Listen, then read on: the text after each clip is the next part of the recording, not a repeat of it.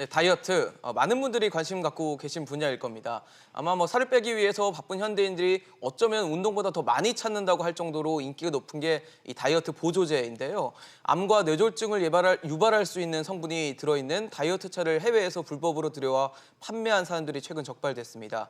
이로 인해서 다이어트 식품에 대한 우려는 더 커질 것으로 보입니다. 네, 다이어트 보조제에 이어서 또 최근에는 프로포폴을 투약하다 사망하는 사건도 발생이 됐습니다.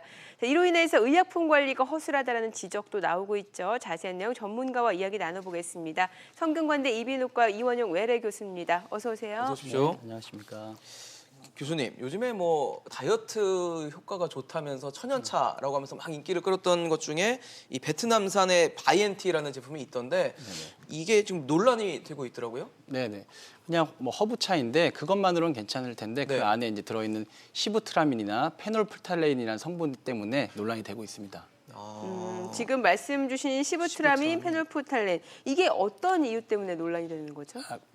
그 시부트라민은 그 뇌에 작용해서 신경 전달 호르몬인 노르에피네프린이나 세로토닌의 흡수를 억제해서 그 식욕을 억제하는 효과를 줍니다. 그래서 1980년대에서는 처음에는 항우울제로 개발됐었는데 네. 우울 효과는 미미하고 체중 감량 효과가 있어서 그 위에 이제 비만 치료제로 개발이 되었죠. 네.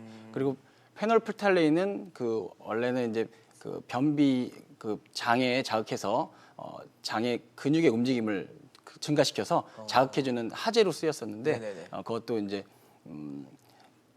암 연구소에서 네.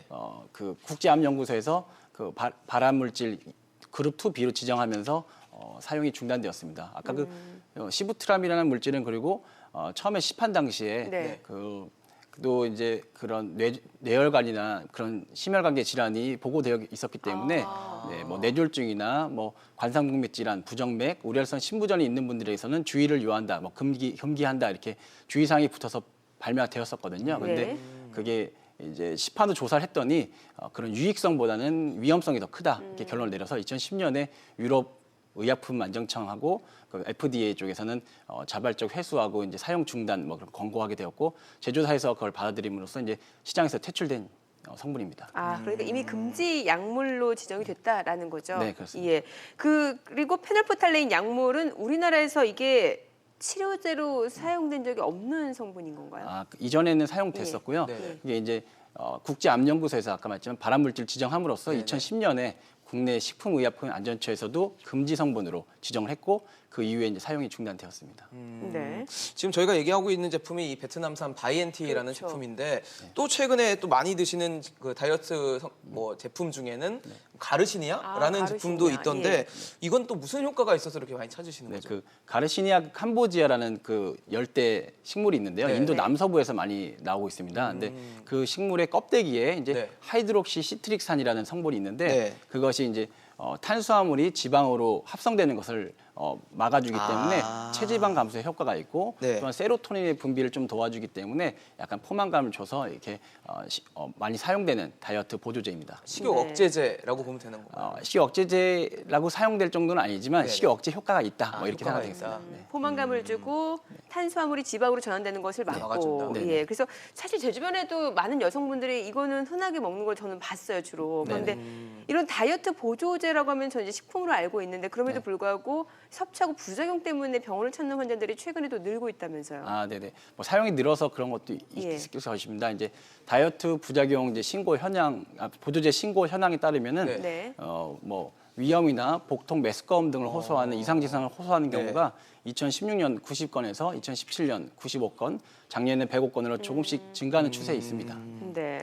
그렇군요. 이게 참 걱정이네요. 다시 몸에 좋으라고 그리고 다이어트에 대해서 내 몸을 그렇죠. 챙기려고 먹는 예. 건데 이렇게 부작용이 점점 늘고 있다는 거는 걱정할 수밖에 없는데 또 최근에는 또 프로포폴 얘기도 많이 있습니다. 프로포폴을 투약하다가 20대 여성이 숨진 채 발견됐다 이런 안타까운 일도 있었는데 이 프로포폴은 사실 마약류로 원래 분류되는 성분인 거죠. 어떤 상황일 네네. 때 원래 이 처방받아서 할 수 있는 거죠? 네, 그 프로포폴 적절히 사용하면 그 호흡은 유지된 상태에서 네. 의식만 좀 저하되기 때문에 네. 그 검사나 수술할 때 불안감이나 그런 통증을 감소시키기 줄여줄 수 위해서 있는, 네. 뭐 제한된 경우에 사용되고 있습니다. 보통 내시경할 때도 많이 사용하잖아요. 네, 맞습니다. 예. 처방전 없어도 되나요? 그러니까 처방전이 필요한데 네. 그거는 이제 원 내에서만 처방이 되기 때문에 실제적으로 그 의료기관 외에서는 사용은 불가능합니다. 아, 예, 그렇군요. 또 최근에 뭐 사실 많은 배우들 마약 논란이 그렇죠. 있습니다. 뿐만 아니라 식욕 억제제를 과다하게 뭐 복용해서 부작용이 나타났다 이렇게 주장하기도 하는데 이 식욕 억제제를 과량 복용을 하면 어떤 부작용이 나타나게 되나요? 아까 말했지만 식욕 억제제가 뭐 종류가 좀 다르겠지만 그 포만감을 주는 거거든요. 예. 그래서 네. 많이 먹으면 이제 환각 증상도 나타날 수 있고 그래서 이제 부작용들이 나타날 수 있게 되겠습니다. 포만감 말고 또 다른 부작용 없나요? 제 주변에 어, 보니까 네네. 불면증을 호소하는 사람들도 네. 많고 네네. 또 아니면 이게 굉장히 상태가 정신 상태가 마음 상태가 약간 불안정해지나요? 하이퍼 상태가 된다고 그죠, 그죠. 하더라고요. 네네. 예. 그러니까 만족감을 주는 거니까 기분 좋은 상태에서 뭐 잠이 잘 안 오듯이 뭐 그럴 수 네네네. 있고 또한 뭐 소화기계도 좀 부작용이 있을 수 있습니다. 메스꺼움이나 뭐 예. 복통이나 뭐 구토 그래서 처음에 적응하는 기간이 좀 필요하기도 하고요. 네네. 네. 적정량 말씀 사용해야 됩니다. 들어보면 좀 그 안정적인 심리 상태나 뭐 이런 신체 상태를 유지하는 것과는 좀 거리가 좀 있어 보이네요. 예, 그렇습니다. 약간. 예. 이 식욕 억제제는 병원 가서 처방전이 있어야 구입이 가능한 거잖아요. 네, 그렇습니다. 이제 전문가인 의사의 진찰 후에 이분이 약을 처방할 정도의 상태다 이런 판단하에 처방이 돼서 사용되고 있습니다. 그만큼 부작용이 좀 있기 때문에 그런 거겠죠. 그렇죠. 뭐 예. 그리고 단기간 사용해야 되고 장기간 사용했을 때는 좀 안정성이 보장되지 않기 때문에 좀 주의해서 사용이 필요합니다. 네. 아까 교수님께서 말씀하시기로는 프로포폴 같은 경우는 원 내에서만 가능하다고 하셨는데 그래도 외부에서 지금 일들이 일어나면서 계속 사고가 발생하고 있잖아요. 네네. 그 얘기가 결국 의약품 관리가 좀 허술하다 이런 문제 때문이라는 얘기도 있던데 어떻게 좀 보세요? 사실 법적으로는 마약 항정신성 의약품 관리 법안들은 좀 강화되고 있는 추세입니다. 네. 그리고 그에 따라서 이제 의료진들도 경각심을 갖고 관리를 해야 되는데 약간 뭐 개인적인 윤리적인 일탈 문제들이 조금씩 발생하고 있는 것으로 보이고 있습니다. 네.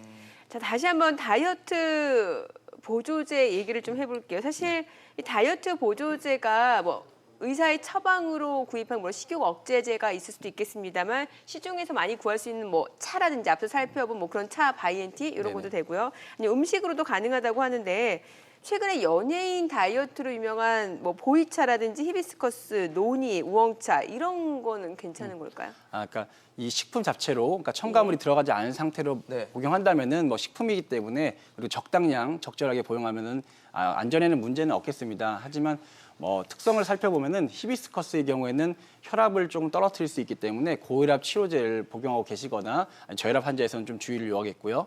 그다음에 네.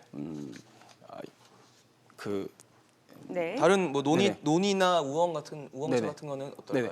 논이든 이제 식이성 수용성 식이섬유가 많이 포함되어 있기 때문에 네. 많이 먹게 되면은 이제 복통, 구토, 설사 같은 게 일으킬 수 있어서 주의를 요하고 또 칼륨 성분이 많기 때문에 네. 몸에 칼륨을 많이 높일 수 있는 뭐 고혈압 치료제를 복용 중이시거나 아니면 신장 질환이 있는 분들에서는 또 주의를 요하겠습니다. 같이 먹는 건 좀 위험할 수 있다는 네네. 말씀이신 거죠? 네.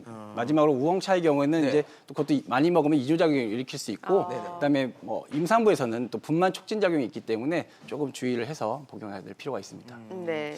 사실 이제 날이 좀 따뜻해지고 더 살짝 더운 기운도 느껴지다 그렇죠. 보니까 오늘 28도까지 그러니까요. 올라갔네요. 이제 예. 뭐 여름이 온다는 느낌도 들 정도인데 그러다 보니까 다이어트에 관심도 더 많아지고 또 아무래도 이제 운동과 함께 병행하시는 분들도 많을 텐데 좀 어떤 식의 다이어트를 하는 게 건강하게 할 수 있는 다이어트일까요? 네, 뭐 그런 꼭 필요한 경우에는 처방을 받아서 사용할 수 있겠지만 그렇지 않은 경우에는 이제 다이어트 보조제의 도움을 좀 받을 수는 있겠습니다. 네. 근데 말 그대로 이제 보조제이듯이 네. 그것에 의존하기보다는 기본적으로 이제 운동요법과 식단 조절이 사실 제일 중요합니다. 그래서 식단 조절을 통해서 건강하게 체중 감량에 성공하는 것이 제일 좋을 것으로 생각됩니다.